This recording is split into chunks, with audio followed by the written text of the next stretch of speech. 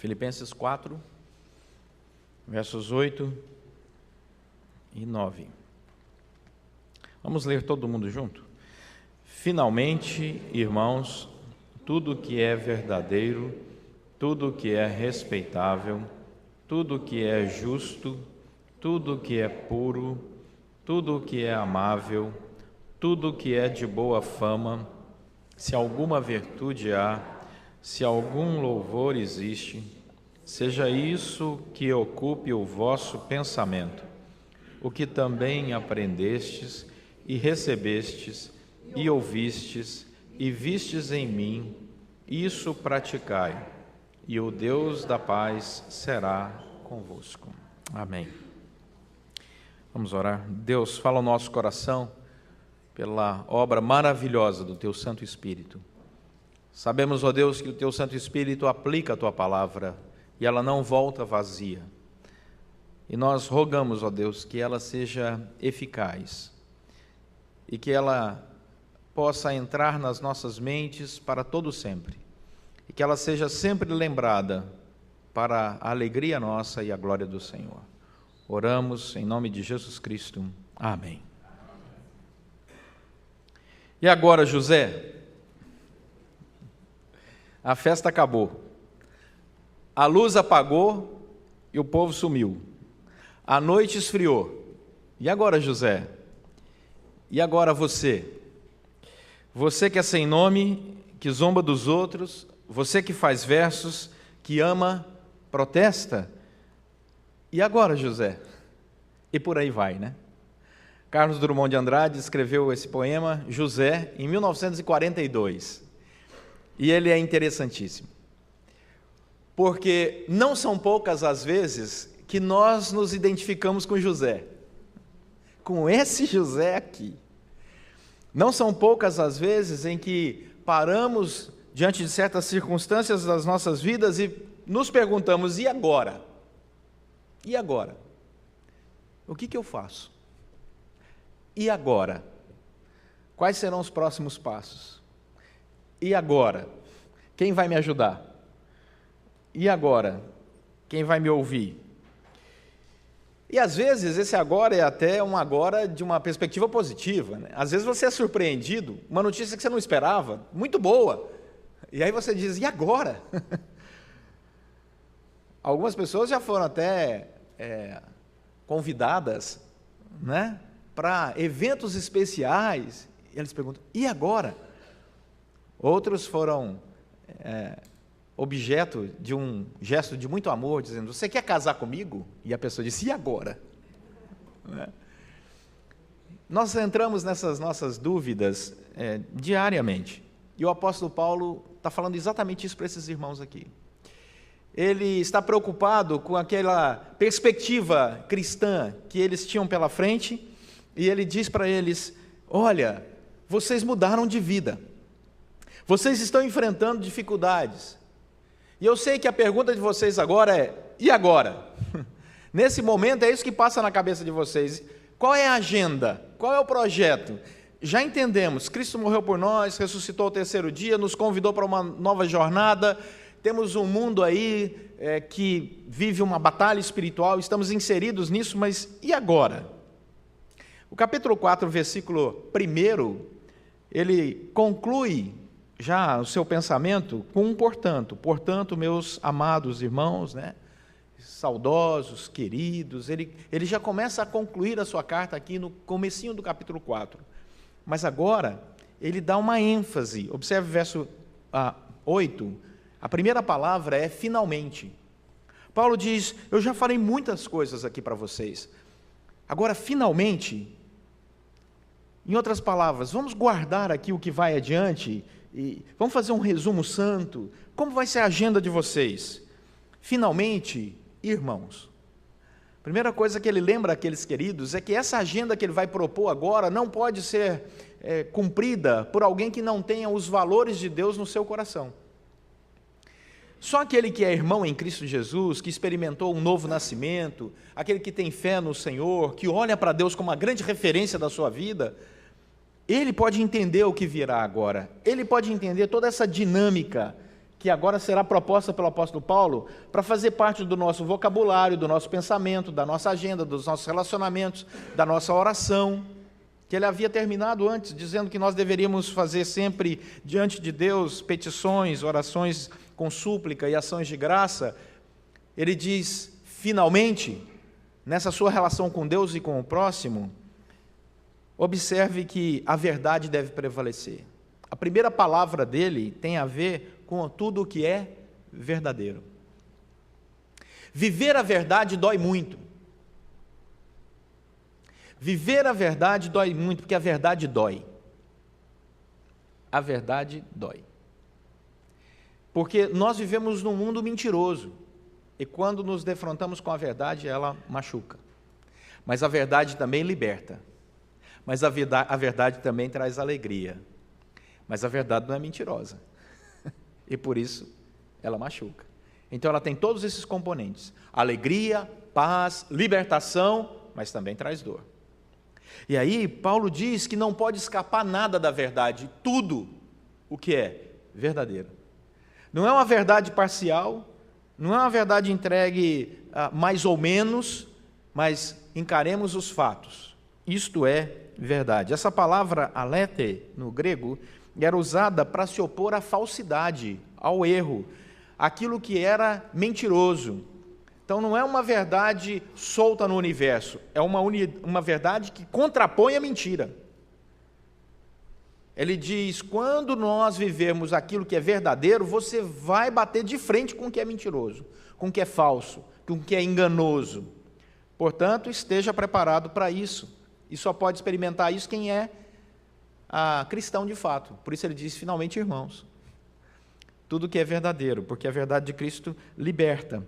Efésios capítulo 2 diz que o mundo segue um curso, e o curso desse mundo foi ditado pelo príncipe da potestade do ar. O príncipe da potestade do ar é Satanás, e uma das características de Satanás é que ele é o pai da mentira. E aí ele diz, olha, vamos resgatar aquilo que é puro, aquilo que é verdadeiro. Segunda característica dessa agenda proposta por Paulo para esses cristãos, tudo que é respeitável, tudo que é justo, tudo que é digno, tudo que é elevado. Essa palavra respeitável, ela conduz o cristão a um patamar diferente de relacionamento. O respeito, ele olha para o próximo com direitos. Eu olho para o próximo e digo, o próximo tem direito. O respeito é isso. Por exemplo, eu sei que o meu vizinho chegou cansado de viagem, eu gostaria muito de ouvir uma música alta, eu até poderia, porque esse horário é permitido, mas porque eu respeito o meu vizinho, eu não farei isso. É um ato em que o outro assume a minha agenda e eu permito, deliberadamente. E ele diz tudo aquilo que é respeitável. Tudo, essa palavra é usada no contexto de dignidade. Eu olho para o próximo com dignidade. Eu posso até discordar do próximo, mas eu respeito ele. Ele pode ter valores completamente diferentes dos meus, mas ainda assim eu o respeito. Isso faz com que o cristão na sociedade tenha uma atuação completamente diferente, porque ele dá testemunho, não porque ele impõe uma verdade, porque a verdade não se impõe. Eu gosto muito de uma linha filosófica que diz que a verdade não deveria nem ser defendida, porque ela perde valor quando você defende. A verdade é verdade. A verdade é verdade. Então você vive nessa sociedade e tudo o que essa sociedade faz é não respeitar o próximo. Por isso que há tanta violência. A violência é um desrespeito, seja ela qual for, da verbal à física. É tentar impor ao outro aquilo que eu acho que é correto, ou que acho que é meu direito, que o outro não tem direito. E aí o texto continua. Paulo diz que ele está levando os cristãos a uma agenda super especial. E ele usa a palavra agora justo. E tudo que é justo, tudo aquilo que é correto, tudo aquilo que tem um Deus justo como referência. Olha o Salmo 11, verso 7, para você ver. Salmo 11, 7. Quando nós pensamos em justiça, sobre o que estamos falando? Salmo 11, 7. Porque o Senhor é justo.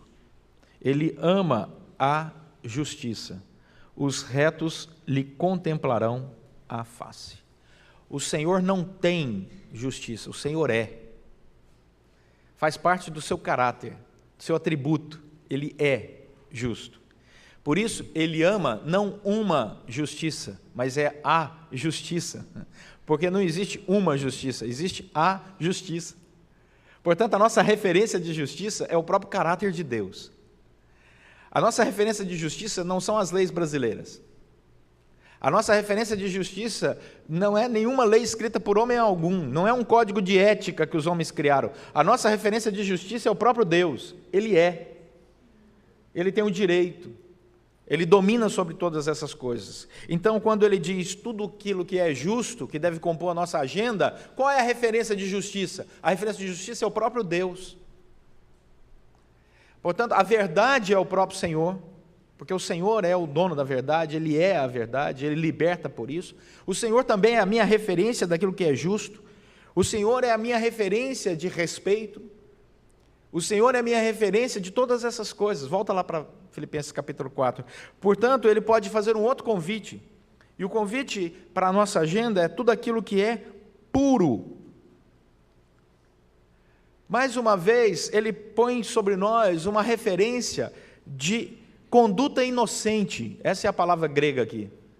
Tudo aquilo que é de uma conduta inocente.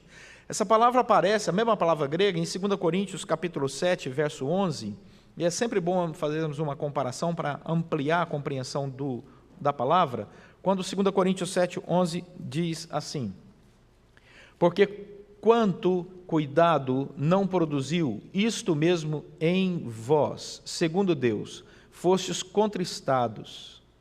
Que defesa, que indignação, que temor, que saudades, que zelo, que vindita, em tudo destes prova de estardes, aí entra a palavra, inocentes neste assunto. É a mesma palavra.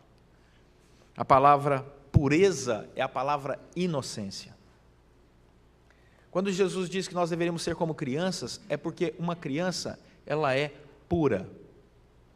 Ela é pecadora, mas ela é inocente. Porque ela diz o que vem no coração dela. Você chega no aniversário de uma criança e leva uma roupa, ela não gosta, e ela diz que não gosta. E ela fala que não gosta. A criança, ela diz claramente, essa inocência, essa pureza, essa transparência, é assim que o cristão deve ser. Mas não é fácil. Nós seremos criticados, nós enfrentaremos muitas lutas por sermos transparentes, por olharmos o mundo com os olhos da inocência, por acreditarmos nas pessoas, por acreditarmos nos relacionamentos, mas isso é cristianismo. Isso é cristianismo. Nós não podemos permitir que todo esse meio ambiente que vivemos endureça nosso coração, que percamos a ternura, a beleza de acreditar no próximo, no carinho do próximo, no cuidado do próximo. Nós não podemos perder isso. O texto diz mais: tudo aquilo que é amável, e a palavra amável só aparece aqui no Novo Testamento, é a única vez que essa palavra é citada aqui, nessa forma grega. E junto com ela, outra palavra que só aparece nesse texto, que é a palavra boa fama. Os dois textos, essas duas palavras nesse texto, elas montam uma agenda enriquecedora nos argumentos do apóstolo Paulo. Esse termo aqui significa, de boa fama, aquilo que é reputado, bem reputado, não apenas bem falado, tem boa reputação. E por ter boa reputação, é digno de ser amado, é amável. Porque é algo tão puro, tão belo.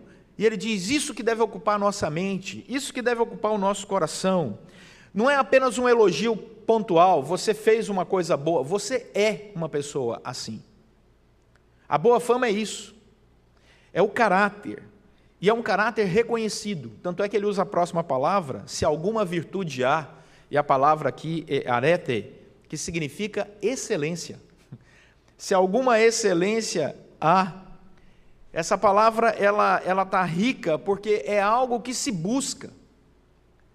se existe excelência, se existe beleza, se existe algo amável, se existe boa reputação, é algo que você foi atrás, que você cuidou, que você zelou para ter. Você zela pelo seu bom nome, você zela pelo seu testemunho, você zela pelas suas palavras, você zela pela maneira como você se veste, você zela pela maneira como você cumprimenta os outros, você se importa com as pessoas. Paulo diz, finalmente, irmãos, essa é a agenda diferenciada. Seja no primeiro século, seja no século 21. Vale em qualquer época, vale em qualquer cultura, vale para qualquer raça. Porque nós somos cidadãos do reino dos céus. O apóstolo Paulo vai nos lembrar, e somos embaixadores de Cristo Jesus. A postura é outra. A caminhada é diferente. E aí ele continua, se algum louvor existe, e essa palavra phainos, diz o comentarista Moisés Silva, que esse termo, embora relativamente comum nos escritos de Paulo, ocorre em um sentido aqui passivo, incomum. E alguns inferem que ele reflete o uso ético grego da palavra com referência à aprovação da conduta humana pela sociedade. Ou seja, quando Paulo escreve aqui, ao falar se algum louvor existe, ele diz, se existe uma conduta ética que a sociedade possa enaltecer, que seja isso que ocupe a nossa agenda. Em outras palavras, se preocupe com o seu testemunho a tal ponto que a sociedade tenha nos cristãos referência ética. Aí eu pergunto, será que nós estamos vivendo isso hoje? Deixa para lá, né? Já vamos adiante. Quando a sociedade fala assim, quem é a referência ética? Os cristãos. Esse é o desejo do apóstolo Paulo aqui, inspirado pelo Espírito Santo de Deus. E aí, ele fala, seja tudo isso, toda essa relação que eu acabei de falar para vocês, o que ocupe o vosso pensamento. Warren Wiersbe, teólogo, diz que a palavra usada aqui para pensamento é o resultado de uma meditação diária na palavra de Deus. Você só pode cumprir essa agenda se diariamente você meditar na palavra de Deus. A única maneira do o seu pensamento ser ocupado por esses valores é se você buscar na fonte. Diga-me o que você lê, e eu vou te dizer que ética você tem. É isso que o apóstolo Paulo está dizendo. Quem é a nossa leitura? Onde os nossos olhos pousam? O que é que nós colocamos para dentro da nossa mente como alimento intelectual? Paulo diz, ocupe o seu pensamento com a palavra de Deus. Mas aí existe uma guinada no versículo 9. Depois de jogar toda essa agenda cristã tão nobre diante de nós, ele diz, eu posso exigir isso de vocês? Eu posso convidar vocês para essa caminhada? Porque, olha o que diz o versículo 9, o que aprendestes, recebestes, ouvistes, vistes em mim, isso praticai. Paulo diz assim, eu estou falando de tudo isso porque vocês caminharam comigo, e eu sou uma pessoa que estou dizendo para vocês, façam o que eu digo, façam o que eu faço. Vida cristã é assim, é essa caminhada. Ele já havia dito nos capítulos anteriores, eu não sou perfeito. Lembra-se que ele já disse isso. Estou caminhando para o alvo, prossigo para o alvo, como um atleta que tem isso como objetivo. Mas, apesar da minha imperfeição, eu estou dizendo para os irmãos, essa agenda cristã é uma agenda que vocês já viram no meu dia a dia, apesar de ser pecador. Portanto, ele usa as palavras de maneira bem forte, emathete, o que aprendestes. Essa palavra aprender aqui, no grego, é uma palavra usada para o estudo formal, o ensino formal. Ela aparece lá em João 7,15, quer ver? É uma pessoa que se debruça para estudar um assunto. Não é apenas uma coisa que você olha e copia. João capítulo 7, verso 15, essa palavra aparece num questionamento, quando se diz assim, os fariseus estão ali conversando, os judeus e tal, E eles se maravilhavam. As pessoas estão ao redor de Cristo Jesus, publicamente várias pessoas estão ao redor de Cristo Jesus, vários grupos. Então os judeus se maravilhavam e diziam: como sabe este letras sem ter estudado? É a mesma palavra. Paulo diz assim: vocês já andaram comigo e viram que o que eu vivo é fruto de estudo, de leitura da palavra, é fruto de meditação na palavra. Eu tenho a fonte não é aquilo que eu acho, é o que a palavra de Deus diz. E nós nos debruçamos em cima da palavra de Deus e aprendemos com a palavra de Deus. E a palavra de Deus, ela é rica, ela é eterna, ela é perfeita, ela é infalível, ela é inspirada, ela é inerrante. A fonte não é o que uma pessoa diz, a fonte não é o que uma tradição religiosa diz, a fonte é a palavra de Deus. Se eu quero aprender essa agenda, eu olho para a palavra do Deus que revelou a palavra. E por isso ela é tão forte, ela é tão rica. E Paulo diz: então, vocês já aprenderam comigo, eu ensinei vocês a abrir a palavra e disse: olha, a palavra diz isso, isso. Olha esse versículo, olha aquele capítulo, olha o que tal profeta diz, olha o que Jesus falou. Era um ensino mesmo, um processo de ensino. Mas aí ele diz mais: vocês também aprenderam e vocês também receberam. E a palavra receber aqui é tomar consigo. É uma mentoria estratégica. Olha, vocês já assimilaram coisas vendo a prática e praticaram em parte. Porque eu disse para vocês: ajam assim, façam daquela forma. É uma mentoria estratégica. Esse é o sentido dessa palavra aqui. Portanto, não apenas aprenderam no estudo da palavra, mas também receberam treinamento prático. Receberam treinamento prático. E aí, ouviram. E ele diz: e viram também em mim. A palavra ver aqui é prestar bastante atenção. Bastante atenção. Existem duas maneiras de ver. Uma em que você finge que está prestando atenção e outra que você está prestando atenção. É bem interessante isso. Eu não sei se já aconteceu com vocês, nós já frequentamos muitas aulas aqui, muita cadeira escolar aqui, né, meus irmãos? Quantas vezes nós já vimos sem ver? Quantas vezes um professor fez uma pergunta para nós estávamos olhando para ele e nós não ouvimos a pergunta? Não é essa a palavra usada aqui. A palavra aqui é completamente atento. É ver com um desejo de aprender. Porque o que está sendo ensinado ultrapassa todos os valores humanos. E aí ele diz no versículo 9, volta lá para Filipenses 4, 9, no finalzinho: vocês aprenderam, receberam, ouvistes e vistes em mim. Portanto, isso praticai. Não pratiquem uma coisa diferente. Ralph Martin, comentarista teológico, diz: há uma íntima conexão entre seja isso que ocupe o vosso pensamento, verso 8, e praticai, no verso 9. A dinâmica do cristianismo deriva-se da união destes dois imperativos. Ocupe o vosso pensamento, praticai. Ocupe o vosso pensamento com a palavra de Deus, pois então viva. Se a palavra de Deus diz perdoe, perdoe. Se a palavra de Deus diz ore, ore. Se a palavra de Deus diz tenha paciência, tenha paciência. Se a palavra de Deus diz se esforce, se esforce. Se a palavra de Deus diz persevere, persevere. Não ouça uma coisa da palavra de Deus e pratique outra. Porque essa não é a agenda de um cristão que vive de maneira digna do evangelho a que fostes chamados e que foi pago um alto preço na cruz do Calvário para que nós pudéssemos viver. Porque quando nós vivemos essa agenda que Cristo nos entrega pela obra do Espírito Santo e da qual Ele pagou alto preço na cruz do Calvário, bênçãos vêm sobre a nossa vida. É isso que ele diz no final do versículo 9. Aí ele vai dizer no final do versículo 9 que se nós fizermos tudo isso, o Deus da paz será convosco. F.F. Bruce, teólogo, diz: Deus é um Deus de paz. Não se trata apenas dele nos conceder a paz. A paz pertence ao seu caráter divino.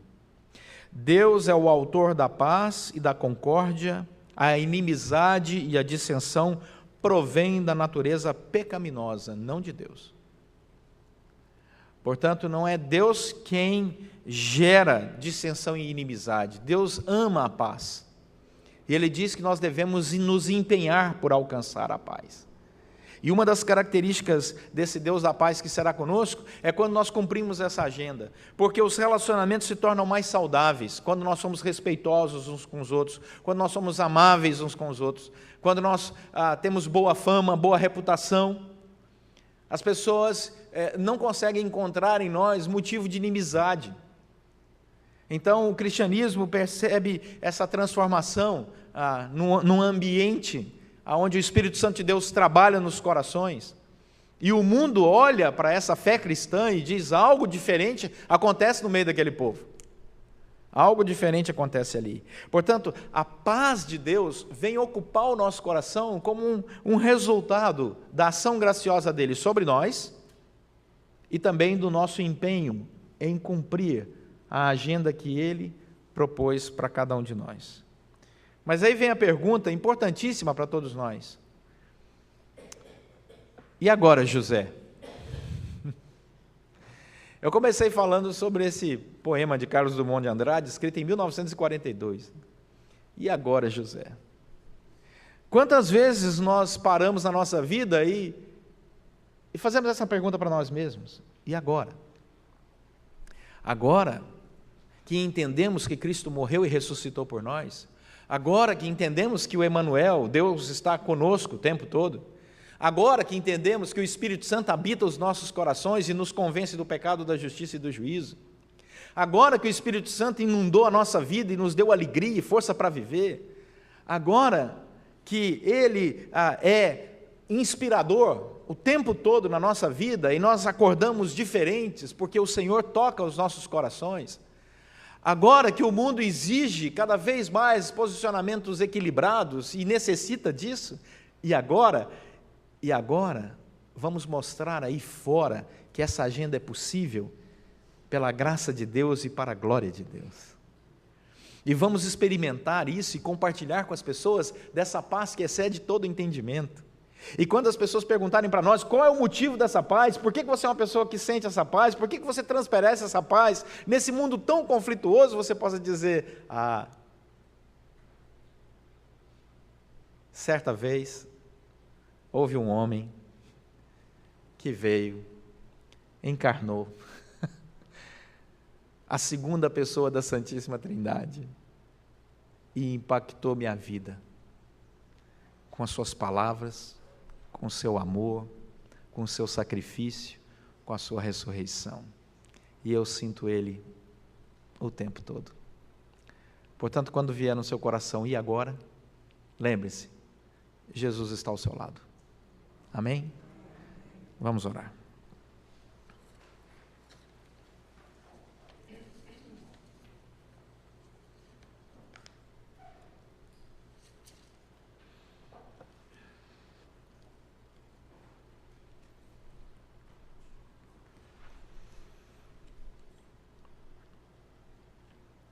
Coloque diante de Deus a sua oração, agradecido, porque agora é tempo de agradecer.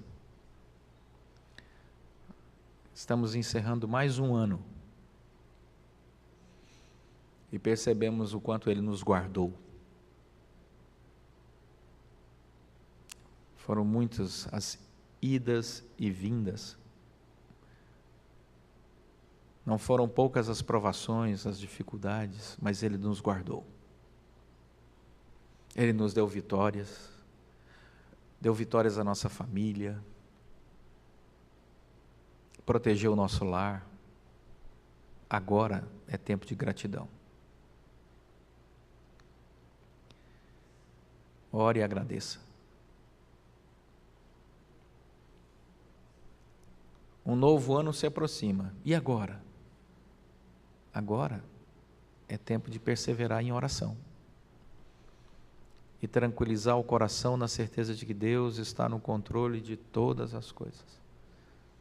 e Ele continuará guardando a sua vida, a vida da sua família, com a paz que excede todo o entendimento, com a proteção e o sustento que vem dEle. Senhor, nosso Deus e Pai, muito obrigado pelo Teu cuidado, pela Tua bênção, porque nos momentos em que questionamentos diferentes vieram atormentar a nossa paz, o Senhor veio com graça sobre graça e restaurou a paz. Obrigado, Senhor, porque nos momentos de dúvidas sobre qual o melhor caminho seguir, o Senhor respondeu, abriu portas e deixou claro onde, quando e como.